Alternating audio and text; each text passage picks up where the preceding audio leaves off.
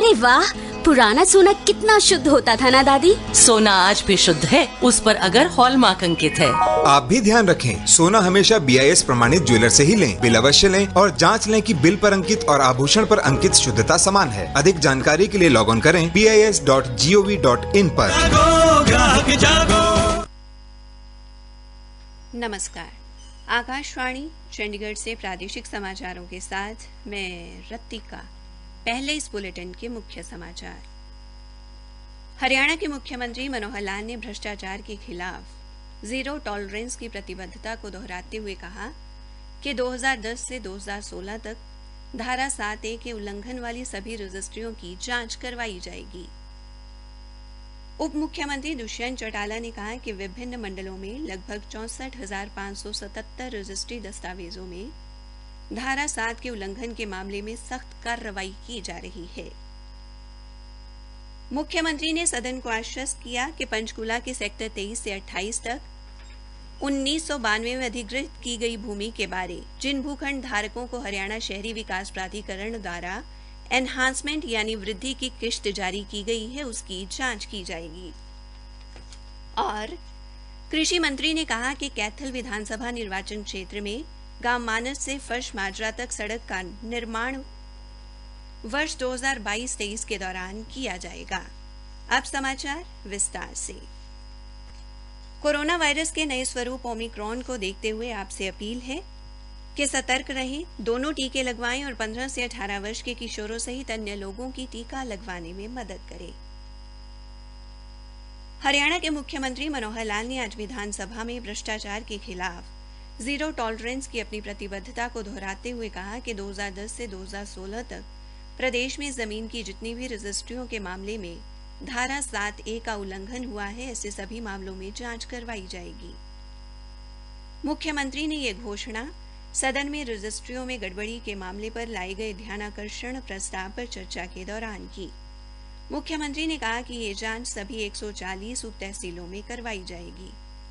उन्होंने कहा कि वर्तमान राज्य सरकार के समक्ष जब भी भ्रष्टाचार का मामला सामने आया है तो सरकार ने स्वयं संज्ञान लेकर उस पर कार्रवाई की है। मुख्यमंत्री ने कहा कि रजिस्ट्रियों की गड़बड़ी के मामले में भी सरकार ने स्वयं संज्ञान लिया और तहसीलों के पिछले रिकॉर्ड की भी जांच करवाई। श्री मनोहर लाल ने कहा कि 2010 से 2016 तक के मामलों में 7A के उल्लंघनों की जांच को तेज गति से आगे बढ़ाया जाएगा और जिसकी भी पूरे प्रकरण में संलिप्तता पाई जाएगी उसके खिलाफ सख्त कार्रवाई की जाएगी। उन्होंने कहा कि अगर जरूरत हुई तो वर्ष 2004 तक रिकॉर्ड की जांच करवाई जाएगी। मुख्यमंत्री ने कहा कि विपक्ष केवल उंगलियां उठाता है और तथ्यों से परे बात करके गुमराह करने का कार्य करता है।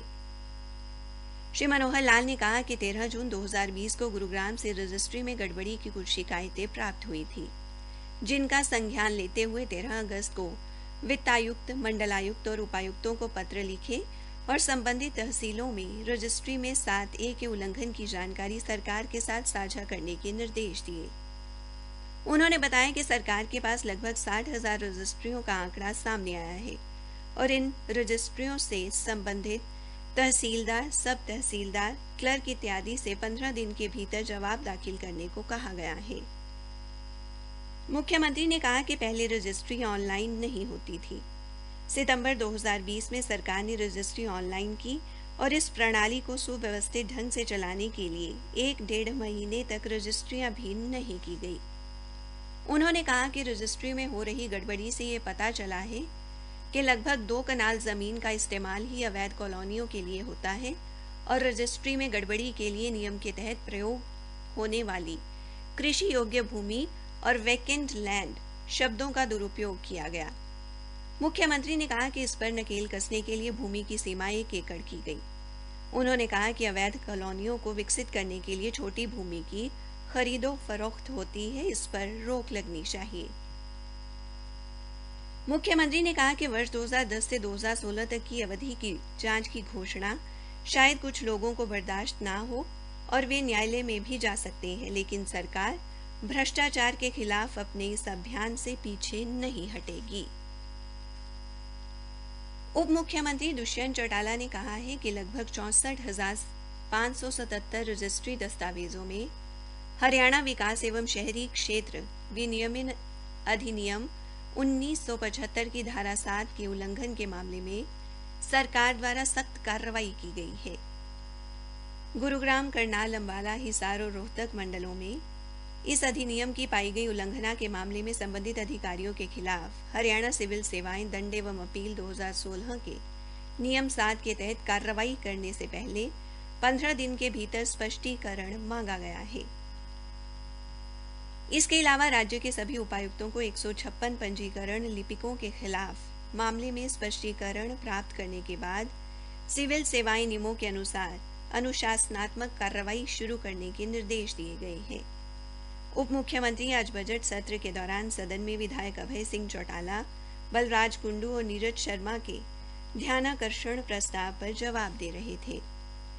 उन्होंने कहा कि इसके अलावा पटवारियों द्वारा कृषि भूमि को गैर मुमकिन भूमि दिखाते हुए राजस्व रिकॉर्ड में गिरदावरी के दौरान तब्दीली की गई। उन्होंने बताया कि इस उल्लंघना के लिए सभी उपायुक्तों को कुल 381 पटवारियों के खिलाफ मामले में स्पष्टीकरण लेकर नियम अनुसार अनुशासनात्मक कार्रवाई करने का निर्देश दिया गया है। उप मुख्यमंत्री ने बताया कि जून 2020 में सरकार को पंजीकरण अधिकारियों के खिलाफ प्राप्त शिकायत के आधार पर प्रारंभिक जांच के बाद कानून की अवहेलना करने के लिए जिला गुरुग्राम के 3 उप रजिस्ट्रार तथा 5 संयुक्त उप रजिस्ट्रार के विरुद्ध हरियाणा सिविल सेवाएं अधिनियम के तहत आरोप पत्र जारी किए गए हैं और 1 उप रजिस्ट्रार व 5 संयुक्त उप रजिस्ट्रार के विरुद्ध भारतीय दंड संहिता की धारा 420 और धारा 10 के तहत प्राथमिकी दर्ज कराई गई है। उप मुख्यमंत्री ने बताया कि सरकार ने भूमि हस्तांतरण के लिए दस्तावेजों के पंजीकरण के लिए मौजूदा व्यवस्था में मौजूद कमियों बारे शिकायतों पर गंभीरता से विचार किया है तथा इस धारा की उल्लंघना को रोकने के लिए वेब हेल्डर्स को शहरी विकास विभाग, नगर आयोजना विभाग तथा पंचायत एवं विकास विभाग को आपस में जोड़ा गया है।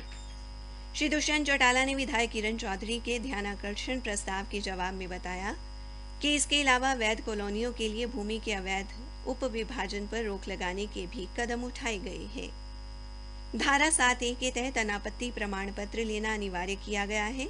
उन्होंने कहा कि 2015 के CWP मामले में पंजाब एवं हरियाणा उच्च न्यायालय द्वारा 10 जुलाई 2020 को दिए गए आदेश के तहत निपटाया जा चुका है, जिसके विरुद्ध उच्चतम न्यायालय में राज सिंह गहलोत ने विशेष अनुमति याचिका दाखिल की है। प्रादेशिक समाचार आकाशवाणी चंडीगढ़ से प्रसारित किए जा रहे हैं। हरियाणा विधानसभा में सदन के नेता मुख्यमंत्री मनोहर लाल ने आज सदन को आश्वस्त किया कि पंचकूला के सेक्टर 23 से 28 तक 1992 में अधिग्रहित की गई भूमि के बारे जिन भूखंड धारकों को हरियाणा शहरी विकास प्राधिकरण द्वारा एनहांसमेंट यानी वृद्धि की किश्त जारी की गई है, उसकी जांच की जाएगी और भूखंड धारकों पर इस राशि का भार नहीं डाला जाएगा। मुख्यमंत्री ने यह आश्वासन विधायक रामकुमार गौतम द्वारा प्रश्नकाल के दौरान पूछे गए प्रश्न के उत्तर में दिया। हरियाणा के कृषि मंत्री जयप्रकाश दलाल ने कहा कि कैथल विधानसभा निर्वाचन क्षेत्र में गांव मानस से फर्श माजरा तक सड़क के निर्माण का कार्य वित्त वर्ष 2022-23 के दौरान बजट घोषणा के अंतर्गत किया जाएगा। श्री दलाल आज हरियाणा विधानसभा में प्रश्नकाल के दौरान लगाए गए एक प्रश्न का उत्तर दे रहे थे। उन्होंने सदन को बताया कि सड़क के निर्माण का प्रस्ताव बोर्ड की सड़क निर्माण नीति के अंतर्गत आता है। इस सड़क के बनने पर नजदीकी मंडी फर्श माजरा की दूरी 1 किलोमीटर 32 मीटर कम हो जाएगी। 35वें सूरजकुंड हस्तशिल्प मेले में होने वाले सांस्कृतिक कार्यक्रमों के लिए आज पोस्टर रिलीज किया गया, जिसमें 20 मार्च से 3 अप्रैल तक होने वाले कार्यक्रमों को दर्शाया गया है। मेले के प्रबंध निदेशक नीरज चड्ढा ने आकाशवाणी को बताया कि ये सभी कार्यक्रम सूरजकुंड में बने चौपाल में शाम 7 बजे से आयोजित किए जाएंगे। अंत में मुख्य समाचार एक बार फिर।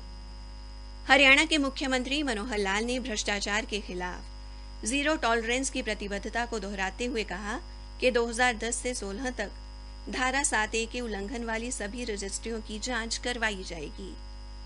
उप मुख्यमंत्री दुष्यंत चौटाला ने कहा कि विभिन्न मंडलों में लगभग 64,577 रजिस्ट्री दस्तावेजों में धारा 7 के उल्लंघन के मामले में सख्त कार्रवाई की जा रही है।